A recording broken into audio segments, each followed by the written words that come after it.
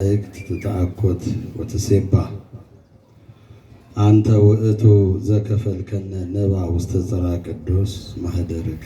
አቤቱ በኪሩቤል ላይ የምትኖር በመላእክቱ ዘንድ ዘወትር የምትመሰገን የምትከበር የሁላችን አባት፣ እነሆ እኛም በቅዱሱ ስፍራ በፊት ተገኝተን እንድናመልክህ ዘላለማዊ የሆነውን የሕይወትን ቃል እንድንሰማ ሰማያዊ በረከት እንድናገኝ ለበረከትም እንድንሆን ወደህና ፈቅደህ የጠራህን በዚች ድንቅ በሆነችው ቀን በቅዱሱ ስፍራ የሰበሰብከን በጎውን ዕድል ያደልከን አንተ ነህና ከሁሉም አስቀድሞ ይህንን ስላደረክልን ክብርና ምስጋና ላንተ ይሁን።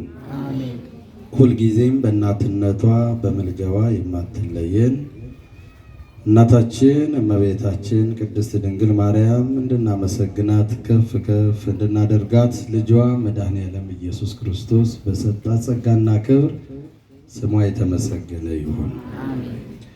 በዚህ ቅዱስ ስፍራ እግዚአብሔርን በመፍራት ሁልጊዜ በጸጋው ዙፋን ፊት የምታገለግሉ አባቶቼ ካህናት፣ ወንድሞቼ ዲያቆናት፣ ይልቁንም የምስራች የሆነውን ወንጌል ለሕዝቡ በማዳረስ የምትተጉ መምህራን፣ በተለይም የዚህ ታላቅ ደብር የስብከተ ወንጌል ኃላፊ የሆኑት መጋቤ ጥበብ መምህር ኢሳያስ፣ በዝማሬ እግዚአብሔርን እንድናገለግል በመዝሙር የመራን ወንድማችን ዘማሪ ዲያቆን ተክሉ፣ በቅዱሱ ስፍራ በእግዚአብሔር ቤት ለበረከት እንድትሆኑ በረከትንም እንድታገኙ ከመጠራትም አልፋችሁ የተመረጣችሁና በዚህ ቅዱስ ስፍራ ለመገኘት የተለያችሁ የእግዚአብሔር ቤተሰቦች፣ የእናታችን የእመቤታችን የቅድስት ድንግል ማርያም የቃል ኪዳን የአስራት ልጆች፣ የሊቀ መላእክት የቅዱስ ገብርኤል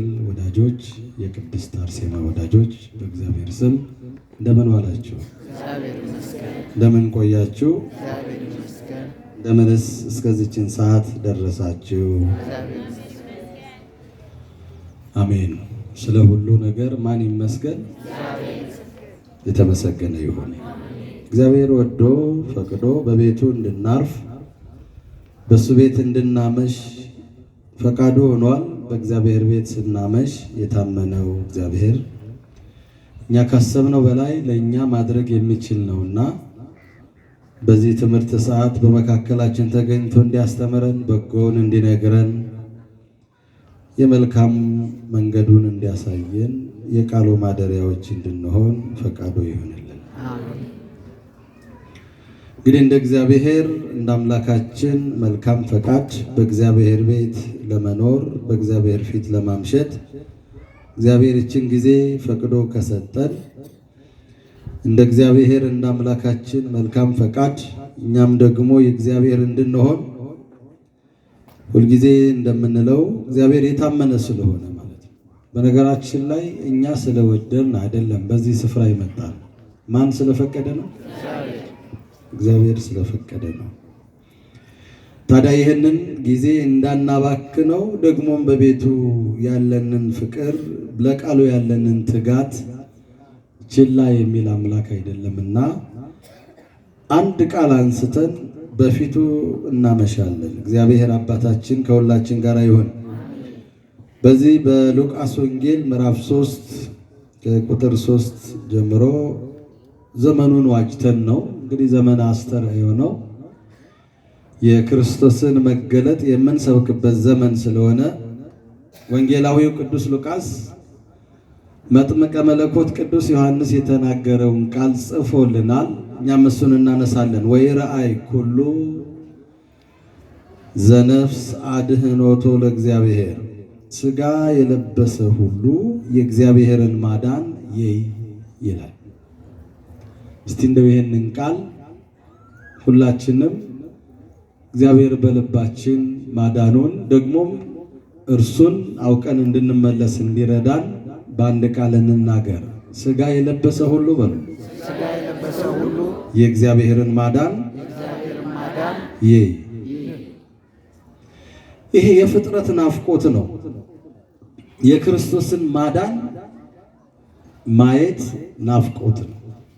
ከአዳም ጀምሮ የተስፋው ቃል ተነግሮ ክርስቶስ እስከሚመጣበት ቀን ድረስ የክርስቶስን የማዳን ሥራ የክርስቶስን ማዳን ክርስቶስን ማየት የፍጥረት ሁሉ ናፍቆት ነው።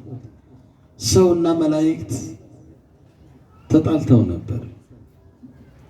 ሰማይና ምድር እንዲሁ ሰውና እግዚአብሔር በምድር ላይ ጥላቻ ነበረ፣ ክብር የለም፣ ውርደት ነበረ። በአጠቃላይ ሰው በሚገባው ስፍራ የተቀመጠ አልነበረም። በእንስሳቱ በአራዊቱ ላይ በፍጥረት ሁሉ ላይ ነግሶ የነበረው ሰው የለም። አሁን ሁሉን የሚፈራ ሁሉ የሚያስፈራው ሆነ። ሰው ከእግዚአብሔር ሲለይ ጸባዩ ማንም ሰው አይገፋውም፣ ይሸሻል። ማንም ሰው አይወደውም፣ የተጠላ ይሆናል። እግዚአብሔርን የተጣላ ሰው ምንጊዜም ጠበኛ ነው፣ በሁሉም ስፍራ ማለት።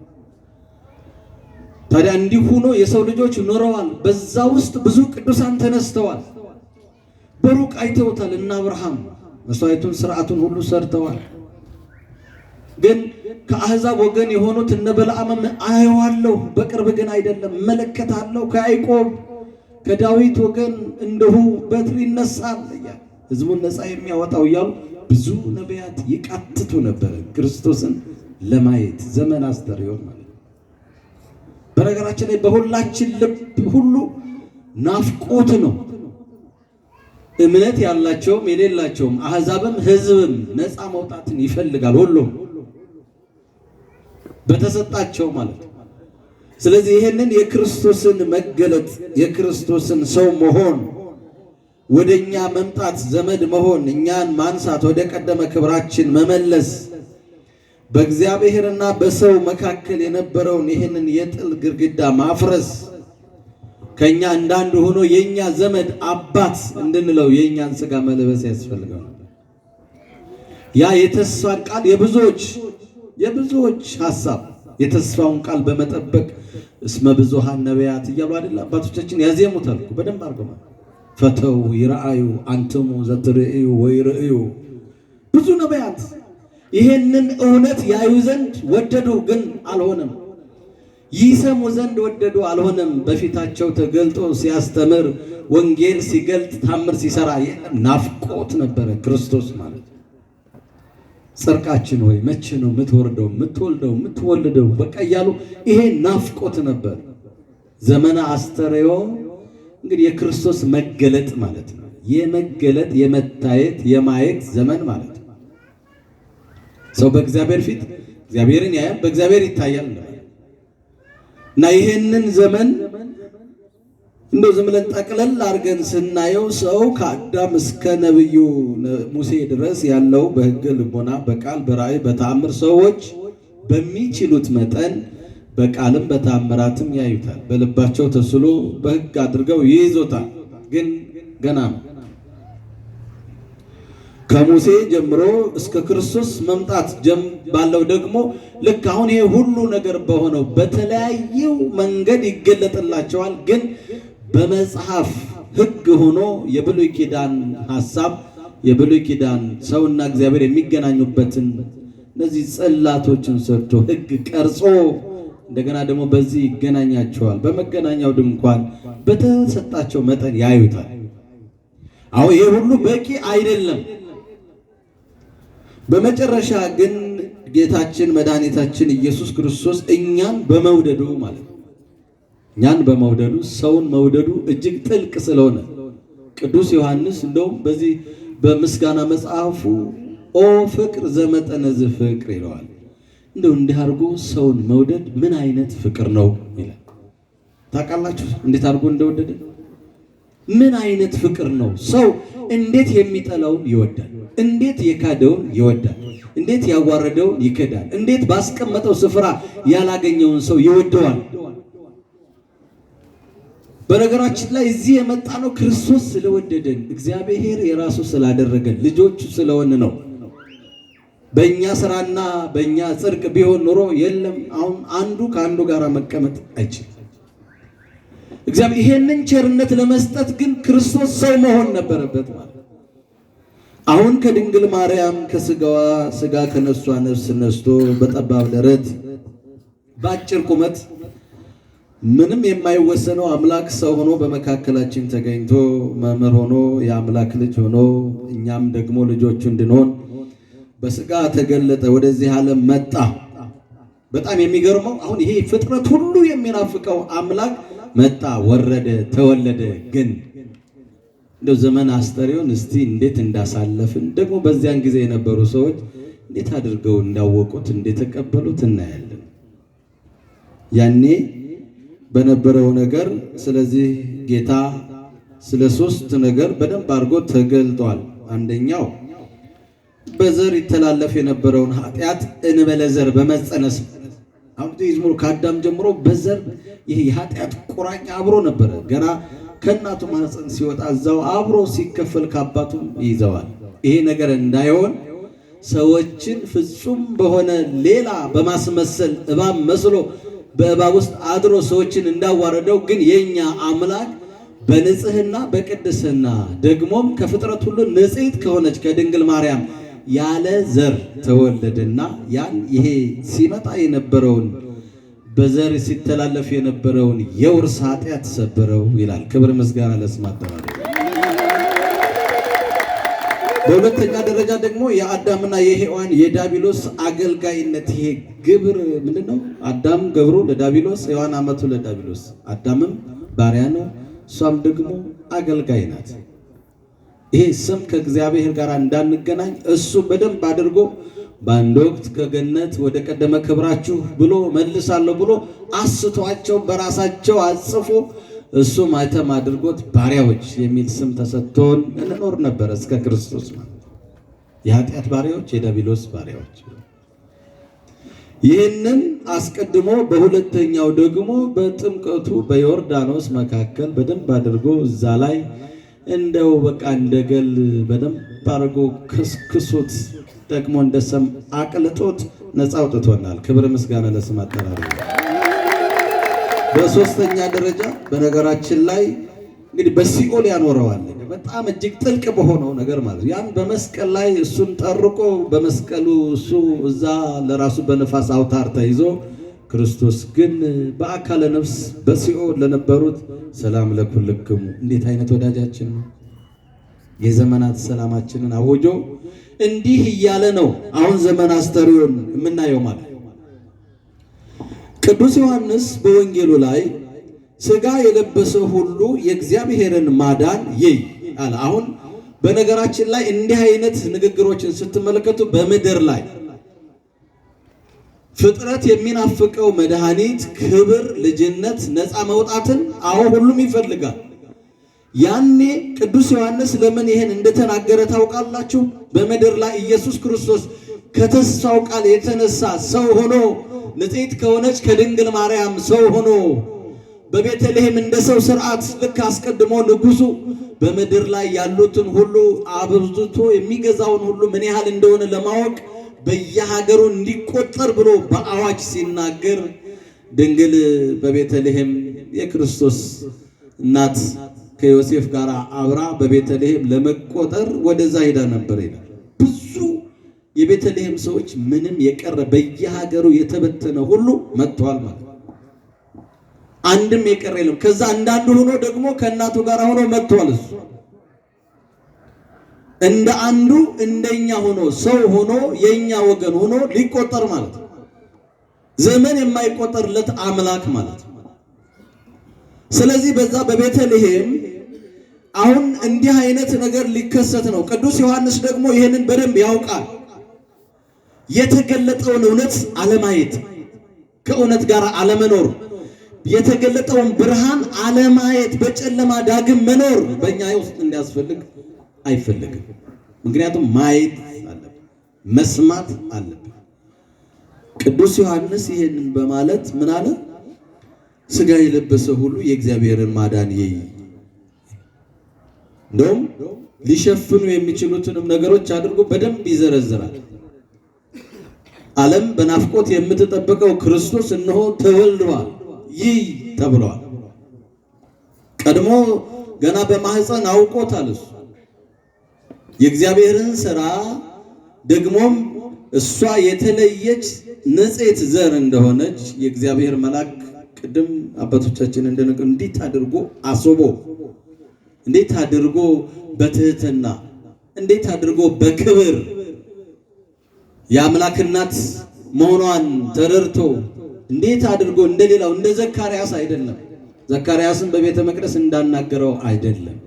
በተለየ በተዋበ ቃል እንደው ተፈሲ ፈሲል አንቺ ከሴቶች መካከል ተለይተሽ ደስተኛዋ የተባረክሽ ነሽ እያለ ነው። የማህፀንሽም ፍሬ ብሩክ ነው፣ ካንቺ የሚወለደው ከሦስቱ ቅዱስ አንዱ ነው እያለ ነው። ልብ በሉ፣ ይሄንን የሚለው የእግዚአብሔር መልአክ ቅዱስ ገብርኤል ነው። እንግዲህ ይህን ነገር የተነገረ በዚያን ጊዜ ኢየሱስ ክርስቶስ በቤተልሔም ይሄንን ሁሉ ነገር አይሁዳውያን ገና ሳይወለድ በፊት አይደለም እሱ ቀርቶ ድንግል ማርያም ከመወለዷ በፊት በሚደረገው ተአምራት ብዙ ግራ ተጋብተዋል። ይው ቃሉን ይናገራሉ፣ የነቢያትን ቃል ይፈጽሙ ዘንድ ያውቃሉ። እንደገና ደግሞ ሙሴ የተናገረውንም ነገር ሁሉ ይዘዋል። ግን እንዴት እንደሚወለድ የት እንደሚወለድም ማስተዋል አቅቷቸው ኢየሱስ ክርስቶስ በቤተልሔም ተወለደና ግን ያኔ እንደው እርሱ በተወለደ ጊዜ ልክ እንደኛ አሁን ሰው በመደር ላይ ሰው አንድ እናት ልጅ ስትወልድ አንድ አባት እንዲሁ እነሱ ብቻም ሳይሆን አካባቢው ዘመድ አዝማድ ሁሉ ደስታውን ለመግለጥ ሁሉም ያለውን አዘጋጅቶ ለእናት የሚያስፈልገውን ለሕፃን የሚሆነው ነገር ሁሉ ተሟልቶለት ነው አይደል?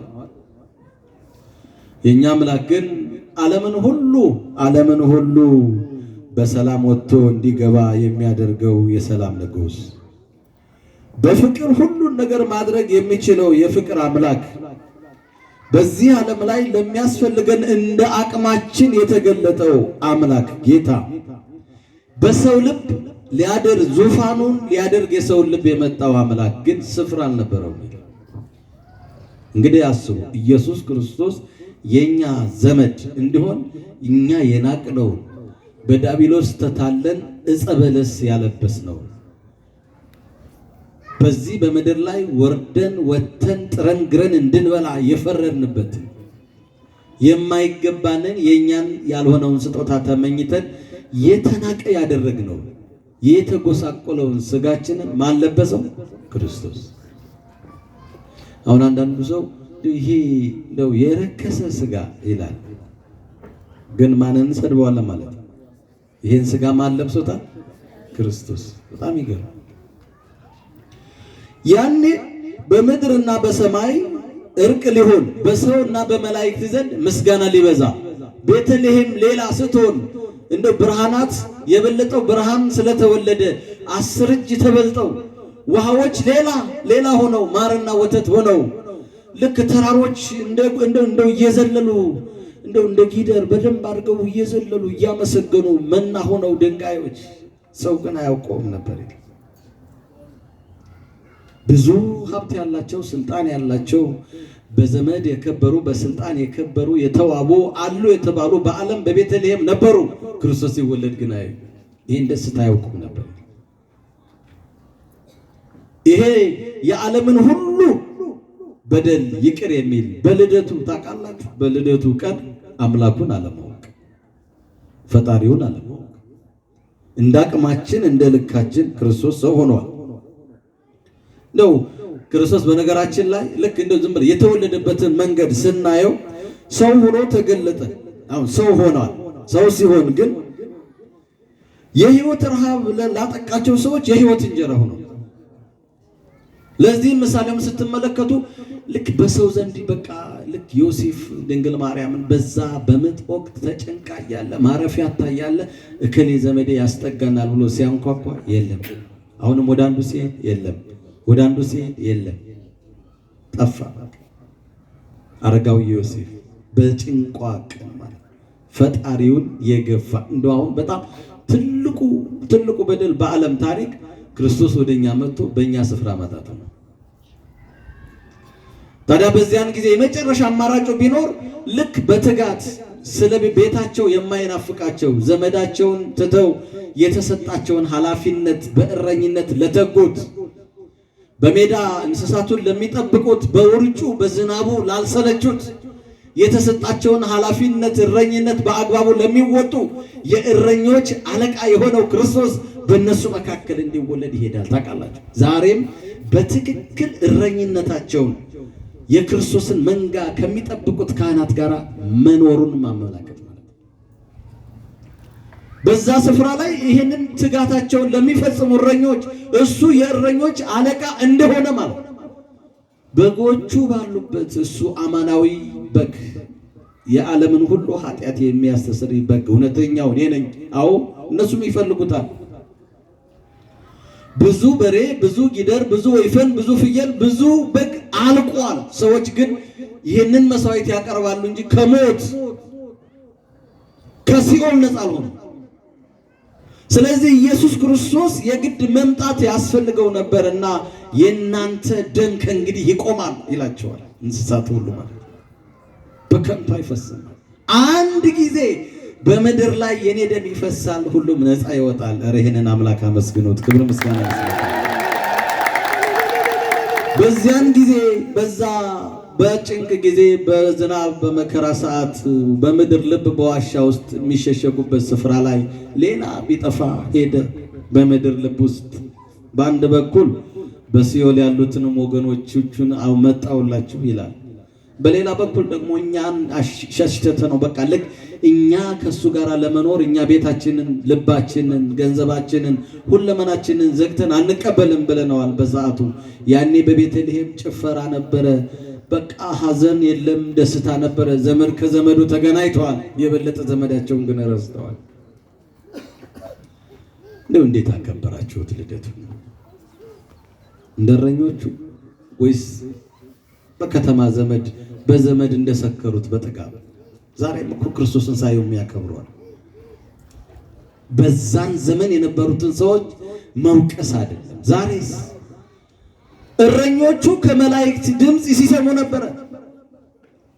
እስመ ናሁ ተወልደ ለክሙ እየተባሉ ማለት ለዓለም ሁሉ ቤዛ የሚሆነው መድኃኒት የሆነው ለሁሉም ሕዝብ ሰላም የሆነው ደስታ የሆነው ክርስቶስ ተወልዷል። ሌላ ታሪክ የመላእክትን ድምፅ መስማት፣ ሰውና መላእክት በአንድ ላይ መቆም፣ ቤተልሔም የእርቅ የሰላም የደስታ የህይወት መፍሰሻ ሆና ማለት ሰው ያንቀላፋ ነበር። ዛሬም አማናዊቷ ቤተልሔም ይቺ ቤተክርስቲያን ናት።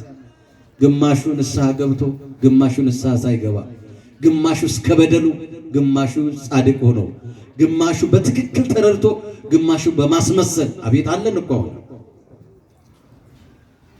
በልደቱ ኢየሱስ ክርስቶስ ከታመኑት ጋራ በቃ መንጋውን ከሚጠብቁ ጋራ ከመላእክቱ ጋራ።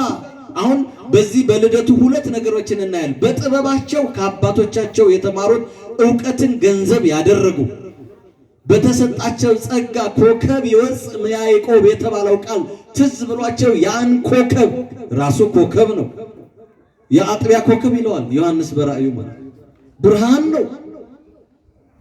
ይህንን አይተው እሱን እንዲጠብቁ በትክክል ዕውቀትን እስከ ጥግ ያወቁ ሰዎች ቀኑ ሲደርስ እሱን ሲፈልጉ እናያለን። ደግሞ ከዕውቀት ነፃ የሆኑ የታመኑ ግን የማይዋሹ በተሰጣቸው አቤት ብለው የሚኖሩ የሚያመሰግኑ የማያማርሩ፣ እነዚህ ደግሞ ያልተማሩ እረኞች አሉ።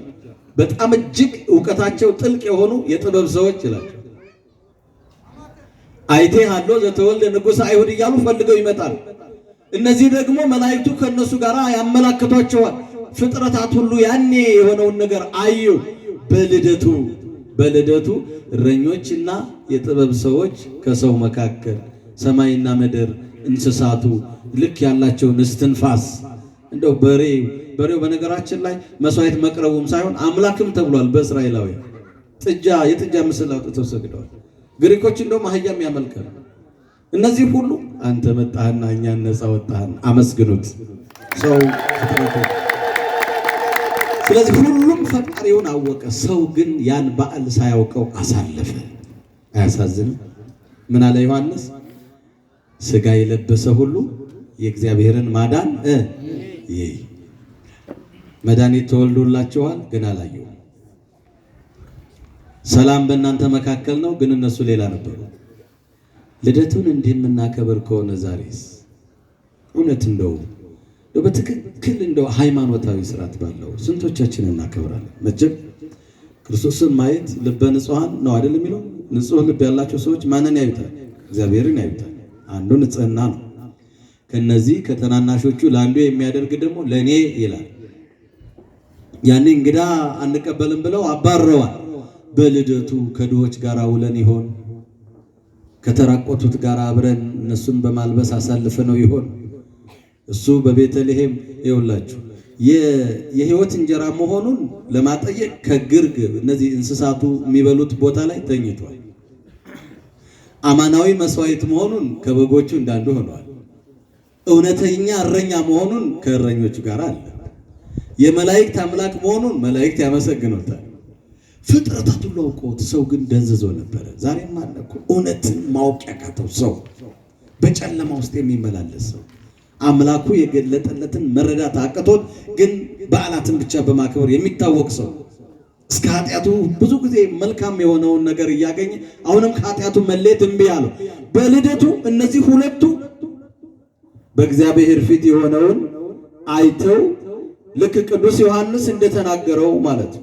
እንደውም እንዲህ አለ ቅዱስ ዮሐንስ። በነገራችን ላይ እንግዲህ እናንተ ክፉዎች አላቸው። መቼም በንስሐ ወደ እሱ ሊጠመቁ የመጡትን በደንብ አድርጎ ይገስጻቸውና ግን ደግሞ ወደ ዮሐንስ ስለመጡ ማን አመለከታቸው ይላቸው። ግማሾቹ በስም የተያዙ ነበሩ። ነው አስቀድሞ በነቢያቱ የተነገረውን ቃል በዛን ጊዜ የጌታን መንገድ አዘጋጁ ተብሎ በትንቢተ ኢሳይያስ ምዕራፍ 40 ቁጥር 3 ላይ የተነገረውን ጥርጊያውንም አቅኑ እያለ በምድረ በዳ የሚጮህ ሰው ድምፅ ሰው የተናገረው እንዲህ ይላቸዋል፣ ክርስቶስን ለማየት አዘቅቱ ሁሉ ይሙላ ይላቸዋል። የጎደለ ነገር አለ።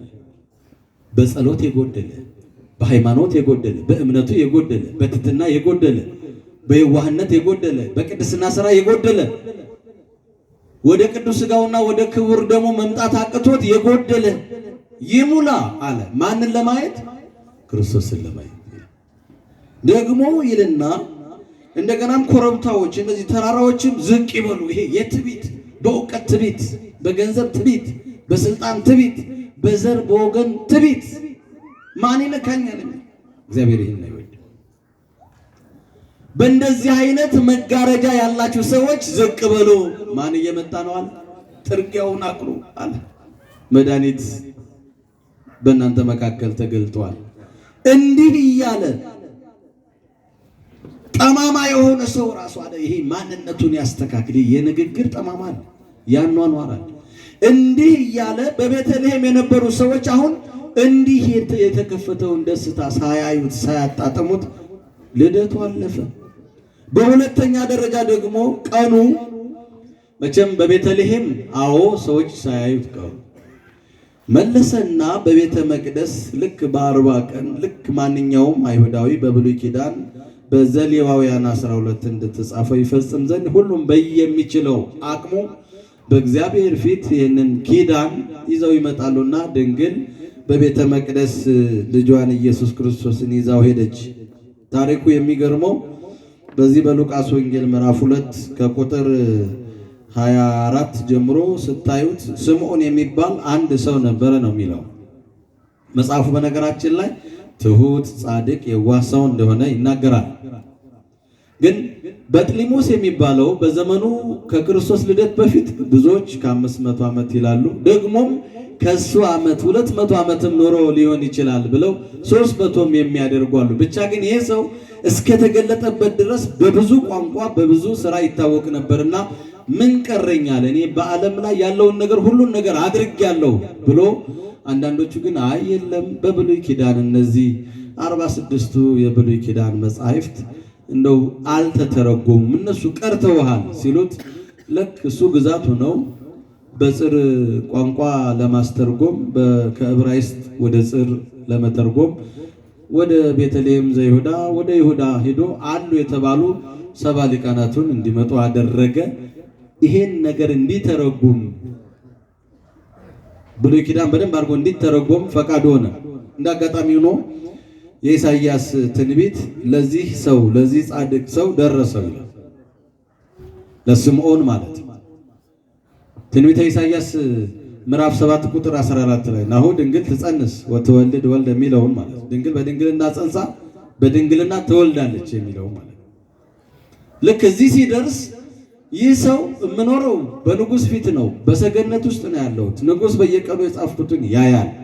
እንዴት ድንግል በድንግልና ጸንሳ ትወልዳለች ብዬ ይጽፋለሁ?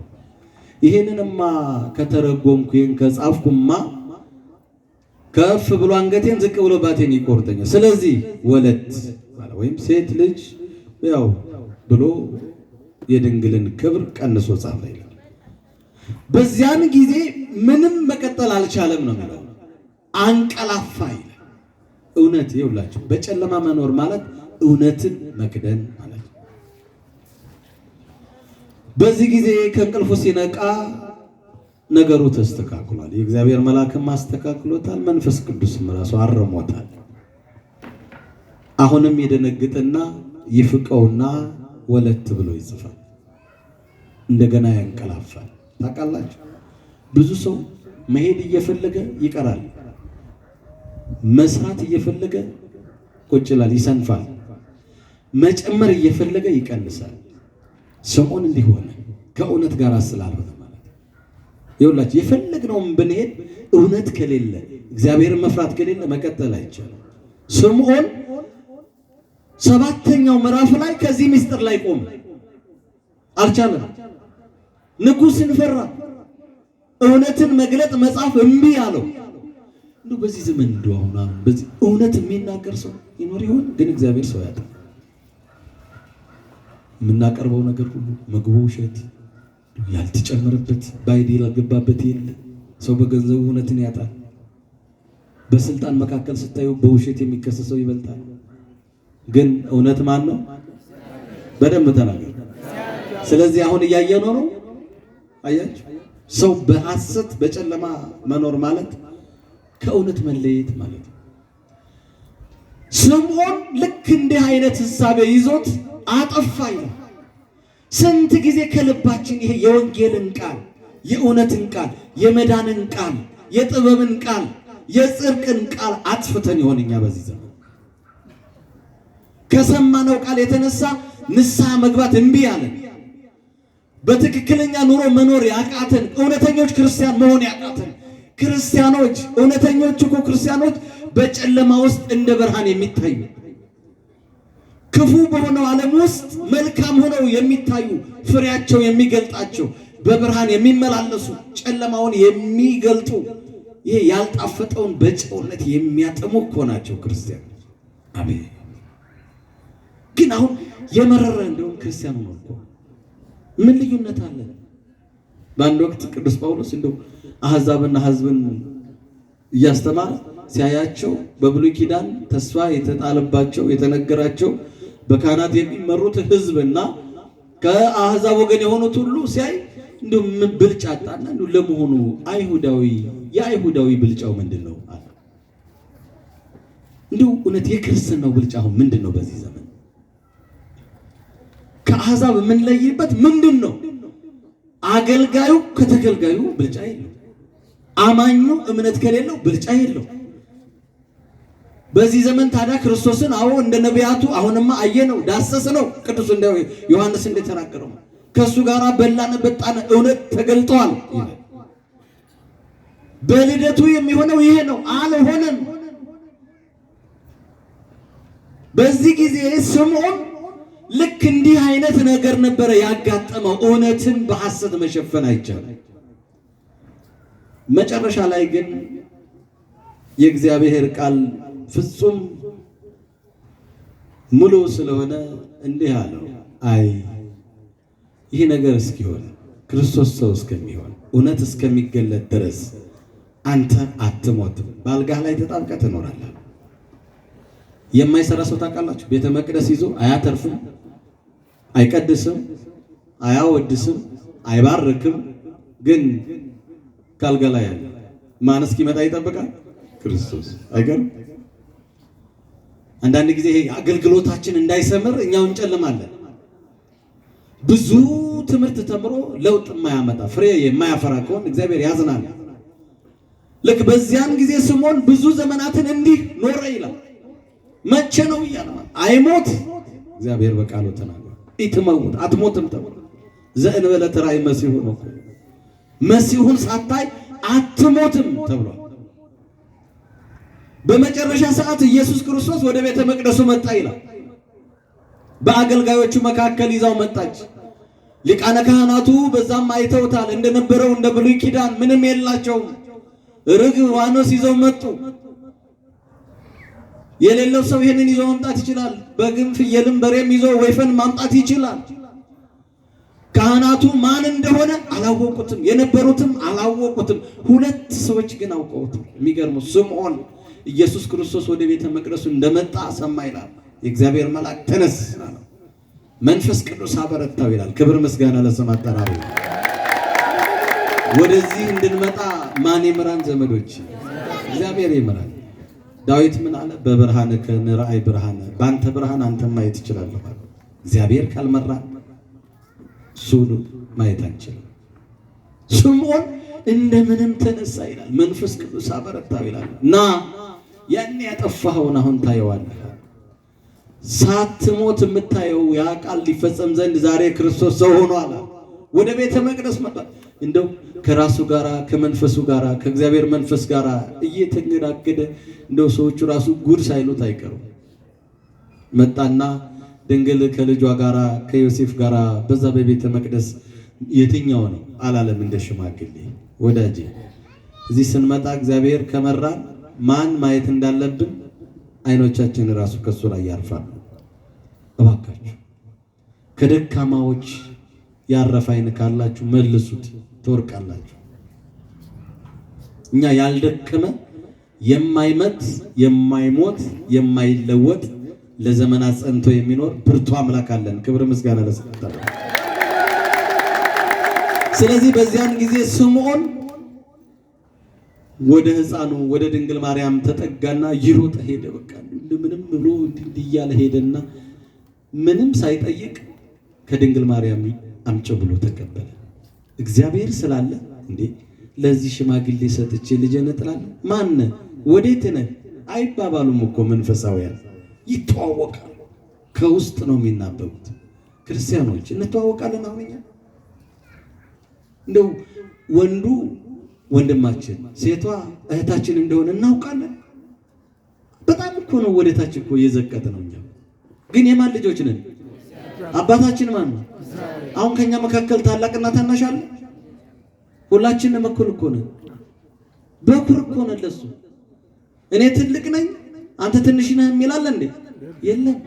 የዚህ ቋንቋ ተናጋሪ የዚህ ቋንቋ ይባላል እንዴ? እኛ የማን ልጆች ነን? ኧረ በደንብ ተናገሩ እስቲ፣ አመስግኑት። ታዲያ ከእግዚአብሔር የሆነ የእግዚአብሔርን ስራ ይሰራል ይላል ደግሞ መጽሐፉ። እሱ ነው አደጋው እንጂ እሱን አንሰራም። ስለዚህ ስምዖን ተቀበለና አይኖቼ አለ እስመ ርዕየ አዕይንተ ያድኅኖተከ፣ አይኖቼ ማዳንህን በሰው ሁሉ ፊት አዩ አለ። ክብር ምስጋና ለስምህ። ቤተ መቅደሱ እሱን የምናይበት ነው፣ ሌላ ምንም የለም። እንደ ስምዖን ማለት ነው።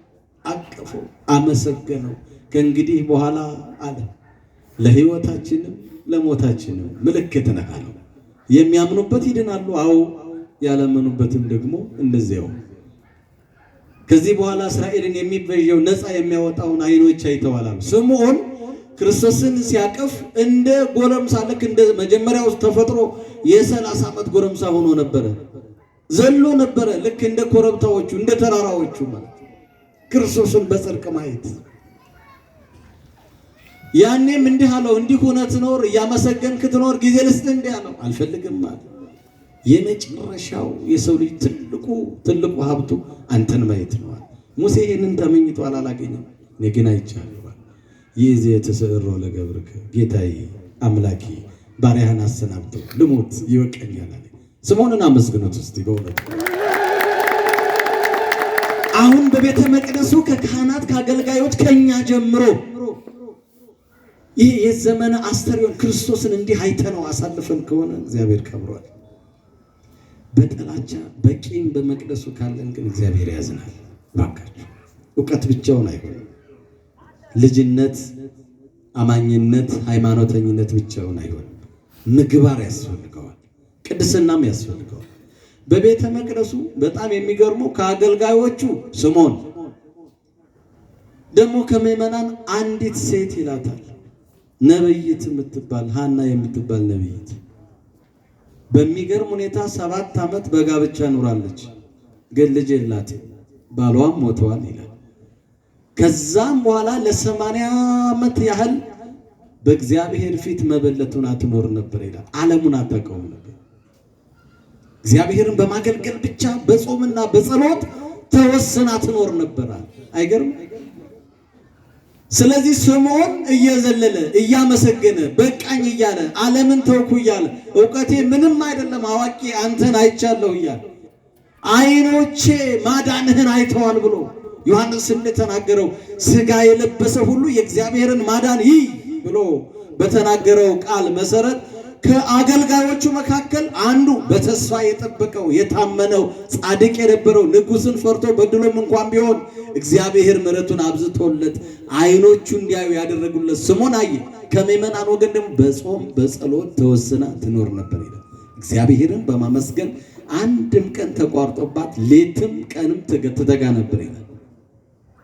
ማንም ሰው ሳይነግራት ሄደችና አሕዛብ ሁሉ የሚጠብቁ ነፃ የምታወጣቸው አንተ ነህ አለች። የኔም ዓይኖች አንተን አይተዋል ብላ አመሰገነችው ይላል። በመቅደሱ ካህናቱ ከእግዚአብሔር ጋር እነሱ እንደውም አየንተ እግዚአብሔር ይላቸዋል እንደሚኖሩ እርሱን አይተው እንዳገለገሉ ከምዕመናን ደግሞ በጾም በጸሎት በፍቅር ይሄ መቅደስ እንዲህ ነው የሚፈልገው። ፍቅር፣ ጾም፣ ጸሎት፣ ትትና፣ ታማኝነት፣ የዋህነት እንዲህ ከሆነ ማንን እናየዋለን? በመቅደሱ ጥላቻ፣ መናናቅ፣ አለመከባበር፣ አንዱ መዝለፍ፣ ደሞ እሱ መባባል እግዚአብሔር አይወድም። ግን እስከ ውስጥ ገብተን መቅደስ ውስጥ እንጋፋለን። ያዕቆብና ኤሳው እንደሆኑት ማለት ነው። በእናታቸው ውስጥ እንደተጋፉት ሁሉ ማለት ነው። እግዚአብሔር ይህንን አይፈልግም። ዘመን አስተርእዮ ክርስቶስን የምናይበት ነው። እኛም በእግዚአብሔር ፊት የምንታይበት ነው። ስለዚህ በመቅደሱ እንዲህ ሆኖ በ40 ቀኑ እነዚህን ሁለት ደግሞ አገኘ። የሚገርመው በ30 ዘመኑ በዮርዳኖስ ደግሞ ልክ ኢየሱስ ክርስቶስ አሁንም የሚገልጠውን ክብር ሰማያት ተከፍተው ደግሞ በአጠቃላይ ፍጥረት ሁሉ የሚሰሙት የአብ ቃል ከላይ ሲሰማ ፍጥረት በዛን ጊዜ ኢየሱስ ክርስቶስ የእኛን ድካም ይደክም ዘንድ ከገሊላ ወደ ዮርዳኖስ በእግሩ ማለት ነው ልክ ኃጢአት ሳይኖርበት እንደ ኃጢአተኞች ከሰዎች ጋር እኩል አምላክ ነኝ ጌታ ነኝ የሁሉ ፈጣሪ ነኝ ብሎ ቀድሞ ወደ ዮሐንስ ሳይሄድ ተራ ጠብቆ ከነሱ ጋር ተሰልፎ ከነሱ ጋር ያለው ማን እንደሆነ ያውቁ። ዮሐንስ ተገረመና እናንተ የማታውቁት በመካከላችሁ ቆሟል አላችሁ። በዘመን አስተርእዮ እናንተ የማታውቁት አለ እርሱ በመካከላችሁ ቆሟል። እኔ እንኳን ዝቅ ብዬ የእግሮቹን ጠፍር መፍታት አይቻልም። እኔም ማጠምቃችሁ በውሃ ነው የንስሐ ነው አለ። እሱ ግን በጽድቅ አለ በእሳት መንሹ በእጁ ላይ ነው አለ። ምርቱን ከግርዱ የሚለየው አምላክ ከእናንተ ጋር ግን እናንተ አላያችሁት። እንደው በጥምቀት እኮ አይኑ ጠፍቶ የሚያከብራል ታጥቦ ወጥቶ ቆሽሾ የሚገባ ነፃ በወጣበት ይሄ የባርነት ደብዳቤያችን በተቀደደበት የኃጢአት ባሪያ ሆነን የምናከብር በትክክል የማይመጥን ክብረ በዓል አድርገነው እናልፍ ይሆናል። በመስከር በመዘሞት በመጣላት ድንጋይ በመወራወር ያሳዝን። ዮሐንስ አለ እናንተ ማታውቁት አለ ከኔ በኋላ ይመጣል ያልኳቸው እያለ የቱ ነው አይሉ እነሱ ይጋፋሉ ወደ ዮሐንስ ክርስቶስን አልፈውት። ዘመን አስተርእዮ ዛሬስ እንዴት አከበር ነው ይሆን? የአብ ቃል ከላይ የተሰማውን ድምፅ ሰምተን ይሆን? ሰማያት ተከፍተዋል። ከላይ ያለውን በእርግጥ እኛ እድለኞች ነን። ዛሬን በቅድስና በንጽህና እስከ 10 ማዕረጋት የደረሱ መንበረ ጸባዖትን የሚያይ ዓይን ያላቸው ቅዱሳን አሉ። ወንድሙን እየገደለ እየሰደበ ክርስቶስን ያለው የሚል ጨካኝም አለ በዚህ ዘመን። በተሰጠው የራሱን እየበላ በራብ እየሞተ ግን አለው በሃይማኖት። ዛሬስ እንዴት አክብረ ነው ይሆን? ብዙ የተከፈተልን በር ነበር። የሥራ በር፣ የጽድቅ በር፣ የእውነት በር እንደ ክርስቶስ ከተገለጠባቸው አንዱ እንደውም ይላል በኃጢአት ጨለማ ለሚመላለሱ ሰዎች ብርሃን ሆኖ፣ እረኛ ላጡ ደግሞ መልካም እረኛ ሆኖ፣ ሞት ላጠቃቸው ትንሣኤና ሕይወት ሆኖ፣ መንገድ ለጠፋባቸው መንገድ ሆኖ፣ በር ለጠፋባቸው እውነተኛው በር ነኝ ብሎ። አሁን እኮ ሰው ከድንጋይ ጋር እንዴት ይጋጫል? መንገድ ከሳተ ብቻ። የዘመነ አስተርእዮ ትምህርት ይሄ ነው። ያኔ ወደ ዮሐንስ ለመድረስ ክርስቶስን ይገፉት ነበር። አቤት ትዕግስቱ ከሁሉ መጨረሻ ይላል። የሚገርም እኮ ቀን ጀምሮ ቆሞ ከሌሊቱ 10 ሰዓት ተራ ደረሰ። ሁሉ ሰው ተጠምቆ ሲያልቅ፣ ደዎች ሁሉ ሲያልቁ ክርስቶስን ገፋ ነው። ዛሬም አለ ዮሐንስ መንግሥተ ሰማያት እስካሁን ትገፋለች ይላል። ምን እያልን ይሆን እኛም ያከበር ነው? አሁን እንደው በጸበሉ ሰዓት ጉልበተኛው ድሃውን ጠቅጥቆ በልብስ የተሻለ ለብሶ ሌላውን በቃ አሳዝኖ ዝቅ አድርጎ። ግን የጥምቀት ልብስ ማን ነው? እስቲ ንገሩ። ለጥምቀት ያልሆነ ቀሚስ ይባላል። ማን ነው ያ ቀሚስ? ሐዋርያው ቅዱስ ጳውሎስ በሮሜ መልእክቱ ምዕራፍ 13 ቁጥር 14 ላይ ልበሱ ለእግዚእነ ኢየሱስ ክርስቶስ ይላል። ኢየሱስ ክርስቶስን ምን በሉት? ልበሱት። ይሄ ፍቅር ነው። ፍቅርን ልበሱ ነው።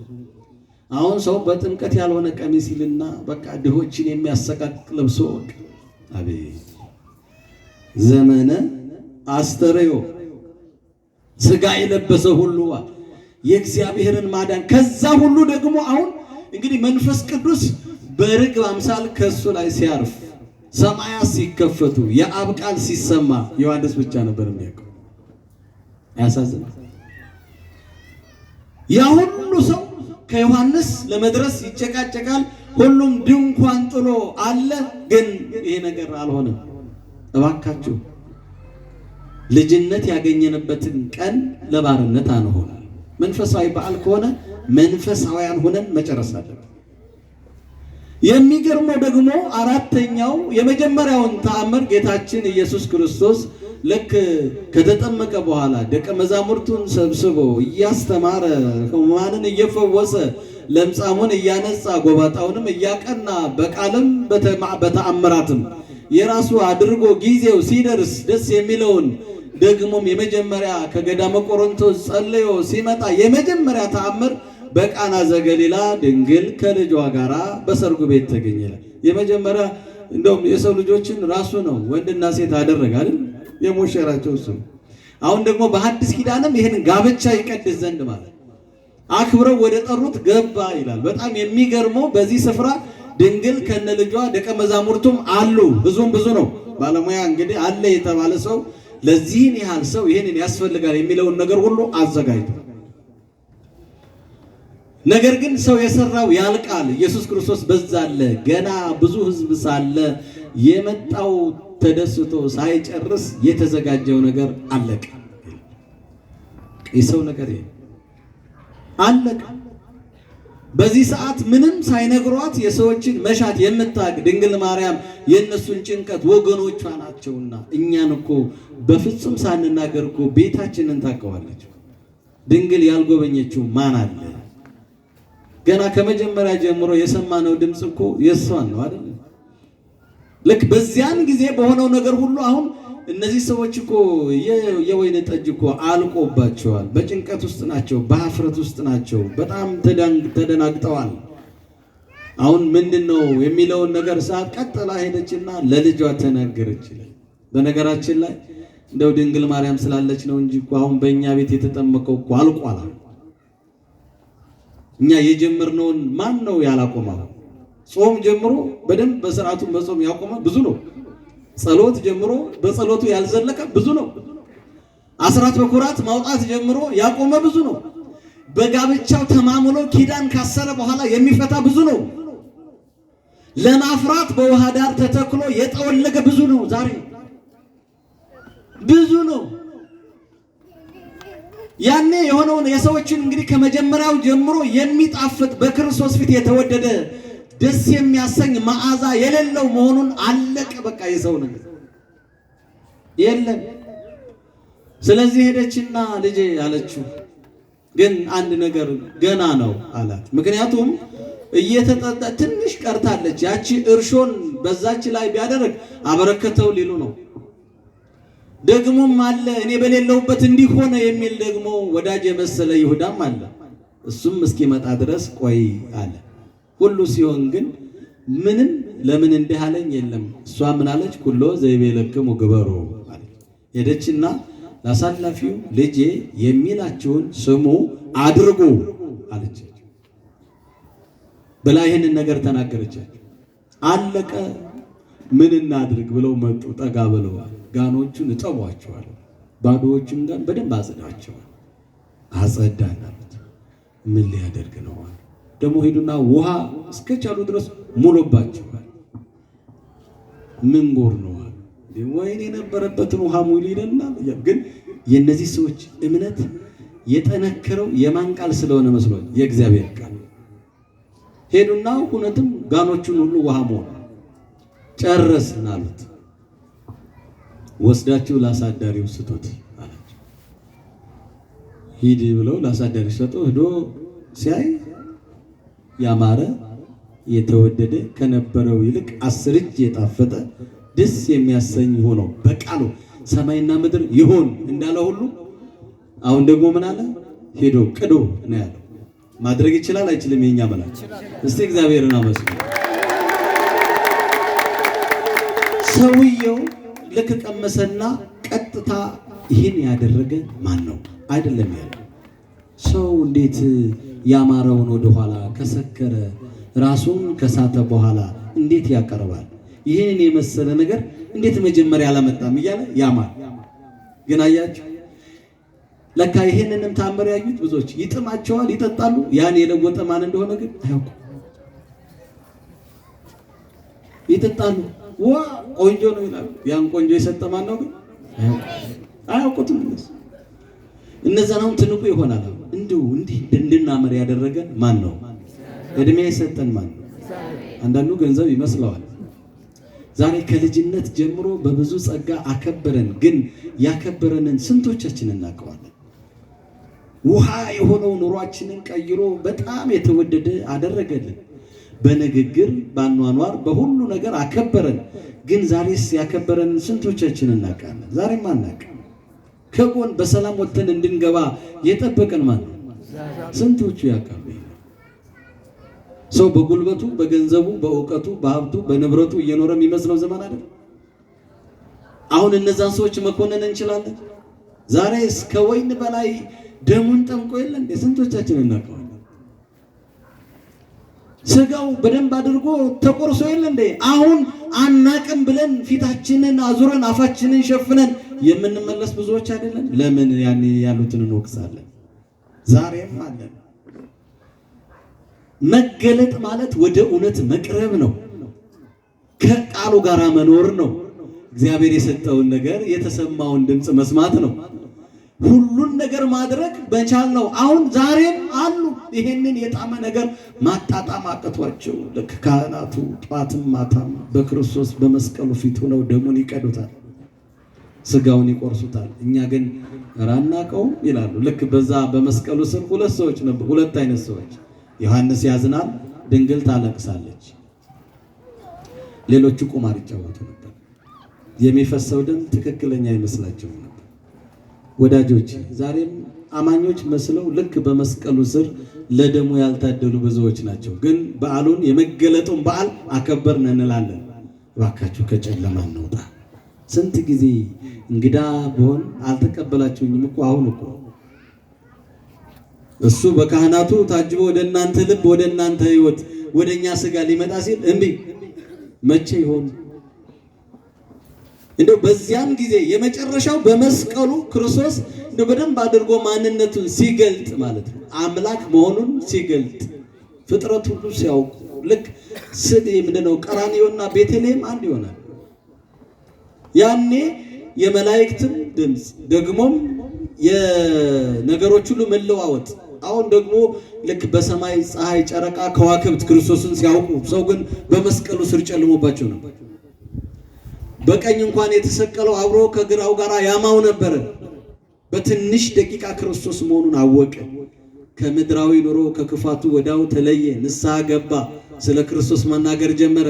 እኛስ የሚገባንን አገኘን አለ። እንዴት አይነት መገለጥ ነው! ለዘመናት እየኖርን ይሄን ልብኛ መቼ አገኘን? ሁሉም እኛስ የሚገባንን አግኝተናል። ይሄ ሰው ኃጢአት የለበትም፣ ማንም ምስክር በሌለበት ማለት ነው። በመጨረሻ ሰዓት ግን ሁሉን ነገር ማድረግ ስለምትችል አምናለኋል።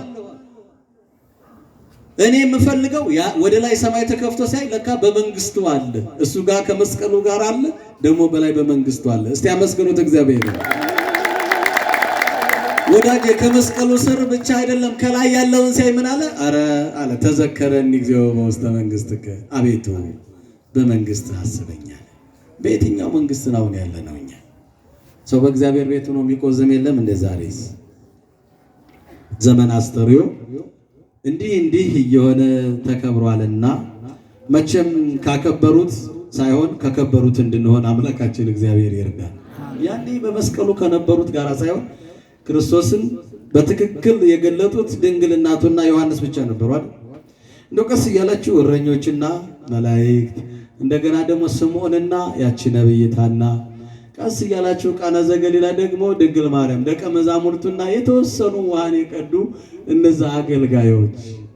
የሚጠጣው የከበረው ሰው ሁሉ ወይኑን ማን እንደለወጠ ያላወቀ ነው። በሁለቱ መካከል ክርስቶስ በመካከላቸው ተገለጠ። በሁለቱ ወንበዴዎች አንዱ ወዲያው ንስሐ ገባ። እኛም በዘመነ አስተርእዮ አምላካችንን አይተን የተወደደ በጎ መዓዛ ከእግዚአብሔር ጋር የሚያኖር ምስጋና አቅርበን እንዲሁም ደግሞ ለነቢያት የተገለጠውን ሐዋርያት ያዩትን ያመሰጠሩትን የኖሩለትን እኛም ኖረን ከማመን ወጥተን መስክረን ፍሬ አፍርተን በእግዚአብሔር ፊት የተወደደ ነገር ሁሉን ነገር አድርገን መንግስቱን እንድንወርስ አምላካችን እግዚአብሔር ይርዳን። ሥጋ የለበሰ ሁሉ የእግዚአብሔርን ማዳን ይቆይ።